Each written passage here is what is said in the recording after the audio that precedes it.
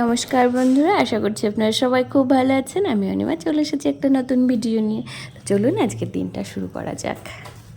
আজকে জুন মাসের 26 তারিখ। আজকে ছিল বুধবার, এখন সকাল 6টা। কেন, আমি কি করেছি? দিদিভাই স্কুলে গেছে, তো আমার কাছে আসবে না, দিদিভাইয়ের কাছে যাবে।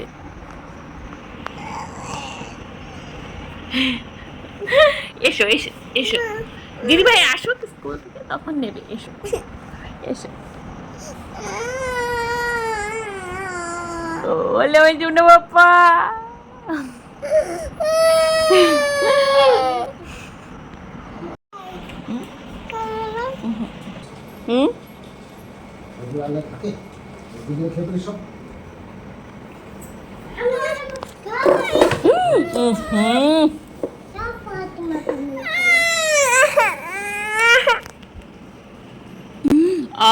ওই দেখ ওই দেখ ওই দেখ, দাদা চলে গেল।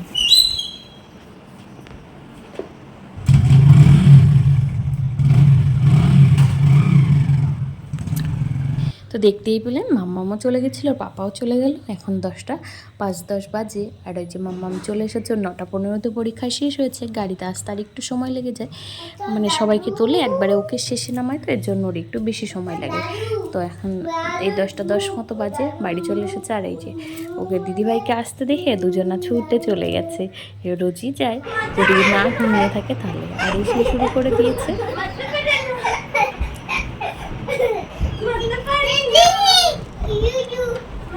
এই দেখ, ওইটাকে দেখ, ওইটাকে দেখ। আজকে জানিস তো, ঘুম থেকে উঠে কারো কাছে যাবে না, আমার কাছেও আসলো না, দিদির কাছে যাবো। ঘুম থেকে উঠেই তোকে খুঁজছিল বুনু।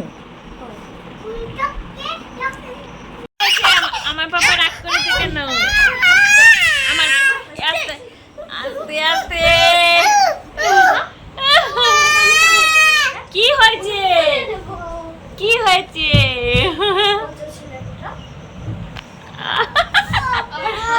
ওরে বাবা, বাবা গো। আর এই যে তারপরে ওদেরকে স্নান দান করিয়ে ঘুম পাড়িয়ে দিয়েছিলাম। বাবার ঘরে দিয়েছি আটকে, মানে দরজা আটকে বন্ধ করে দিলে তাহলে ওরা একটু থাকে ওই ঘরের মধ্যে। আর আমি এখন এসেছিলাম রান্না করতে। আজকেও কিছুটা আম ছিল কয়েকটা, তো আমগুলো নষ্ট হয়ে যাবে, নরম হয়ে গেছিলো, ওগুলো আর খেতে ভালো লাগে না। আর অনেকগুলো হয় কি, পাখিতে একটুখানি হয়তো খেয়েছে, সেই আমটা খেতে ভালো লাগে না, যেহেতু আছে, না থাকলে হয়তো কেটে উঠে খেয়ে নিতাম। এখন গাছে আছে, তো এর জন্য পাখিতে খাওয়া আমগুলো ওই একদম চটকে আমসত্ত্ব দিয়ে দিয়েছিলাম। আর ভাতটাও এখানে বাইরে রান্না করে নিলাম দুপুরবেলা। ওরা যেহেতু ঘুমিয়েছিল, অনেকটাই সময় ছিল। আর পাপা এখন আসবে না, দিদিভাইও খেয়ে দিয়ে সবাই মোটামুটি ঘরে চলে গেছে, আর ঘুমিয়েও পড়েছে এতক্ষণে। তো আমি আমার কাজগুলো এবার সেরে নিচ্ছি। এবছর অনেক দিন আমসত্ত্ব দিলাম, আসলে বাড়িতে কটা আম ছিল। আর ওরা এখন না কেউ পাকা আম খায় না, এখন শুধু ওরা এই আমসত্ত্বগুলো খেতে এত ভালোবাসে, তাই জন্য কষ্ট হলেও একটু দিয়ে দিচ্ছি। আর এই যেমন ভাত উপর দেওয়া হয়েও গেছিলো, এবার রান্না যেহেতু করেছি জায়গাটা একটু নোংরাও হয়ে গেছিলো। আর ছাইগুলো ভাবলাম আবার কখন পরিষ্কার করব, তাহলে আবার মাথায় নোংরা টোংরা লাগবে, এর জন্য এখনই পরিষ্কার করে নিচ্ছিলাম। ঘরের মধ্যে যেদিন বসে থাকি না, সেদিন একদম ভালো লাগে না। কিন্তু কাজ করলেও, যতই কাজ করা হোক, তারপরেও কিন্তু মনটা ঠিক ভালো লাগে। বসে থাকলে মনে হয় কি, তোর আজকের দিনটা বৃথা গেল, কিছুই করলাম না, সারাদিন ফোন ঘেঁটেই কাটিয়ে দিলাম। সারাদিন আবার কাজ করলে তখন মনে হয় কি, এই সারাদিন কাজ করলাম, ভাল লাগছে না, ক্লান্ত লাগছে। কিন্তু ওই সারাদিন শুয়ে থেকে, বসে থেকে, গল্প করে, ফোন ঘেঁটে কোনো শান্তিই পাওয়া যায় না। যে শান্তিটা দেখবেন, মানে কখন বাড়িতে সব, যেদিন নিজে থেকেই ফিল করা যায়, কিন্তু ব্যাপারটা যেদিন অনেক কাজ বাজ করা হয়, শরীরের ওপর দিয়ে কষ্ট গেলেও কিন্তু সেদিন মনে একটা শান্তি পাওয়া যায় না।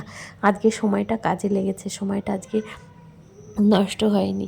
জানি না অন্য কারো ক্ষেত্রে হয় কি না, আমার কিন্তু এই ব্যাপারটা হয়। আর এই যে তারপরে স্নান দান করে খুব খিদে পেয়ে গেছিলো আমার। আবার যেদিন কাজ বেশি হয় সেদিন আবার একটু বেশি খিদে পেয়ে যায়। আর আজকে না মাছ টাছ বেশি ভালো লাগছিলো না, এর জন্য আমি নিয়েছিলাম একটুখানি ডাল, সয়াবিন আর আলু চিপস, আর ওইদিকে আছে ডিম দিয়ে পেঁয়াজ দিয়ে চিচিঙ্গা ভেজেছিলাম সেটা। আর এই যে আমার মামাম কোথায় শুয়েছিল দেখুন, বালিশের উপরে। ও পাপা গাছে উঠেছে আর ওরা হচ্ছে মাংকি মাংকি।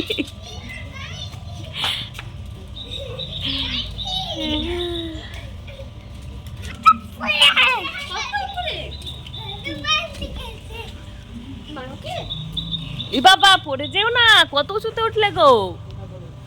ওই তো তোমার সামনে আরেকটু এদিকে এদিকে, হ্যাঁ হ্যাঁ। লাঠি কই? ওইদিকে না, এই সোজা ডালটায়। না না, আরো আগে। হ্যাঁ পড়ে গেল।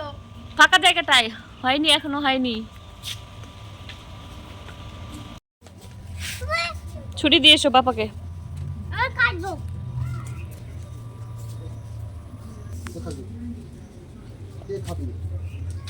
কে খাবি? আমি।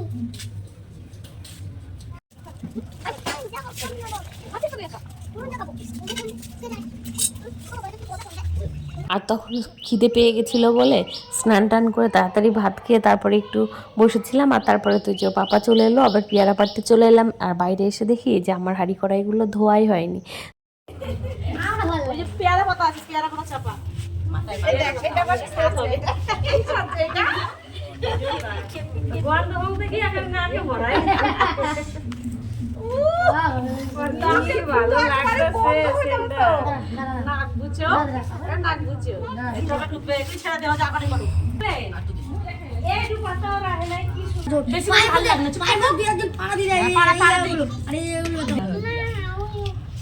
কি বলেছে দিয়া? কি বলেছে? এ দিয়া কি বলেছে আবার বল। কি বলেছে? কোথায় দোকান? এই যে দোকান। এটা দোকান? কে বলেছে তোমাকে একটা দোকান? কে বলেছে? কে বলেছে দোকান? হ্যাঁ, লোক কোন লোক? দিয়ান পড়ে যাবি পাপা। বিকেলের আড্ডা শেষ হয়ে গেছিলো, সবাই সন্ধে দেবে বাড়ি চলে গেল।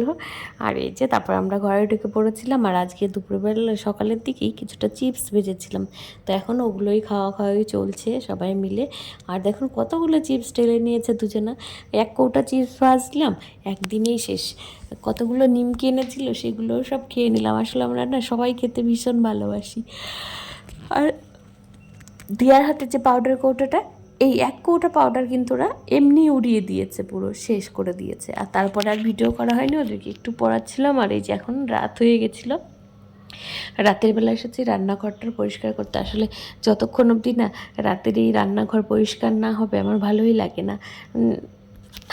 সকালবেলা এসে নোংরা একটা ঘরে ঢুকবো সেটা আমার ঠিক পছন্দ না। এর জন্য মানে আমার যতই কষ্ট হোক, যত রাতই হোক না কেন, আমি আগে রান্নাঘরটা পরিষ্কার করব, তারপরে মানে ভালো লাগে আর কি। তারপরে হাত মুখ ধুয়ে তারপরে শুতে চাই।